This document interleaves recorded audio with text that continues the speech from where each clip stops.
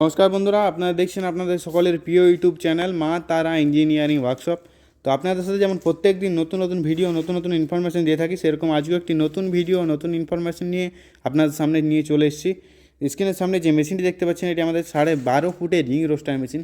এবং এই 12.5 ফুটের রিং রোস্টার মেশিন আপনারা প্রতি ঘন্টায় 700 থেকে 800 কেজি আপনারা মুড়ি ক্যাপাসিটি পেয়ে যাবেন।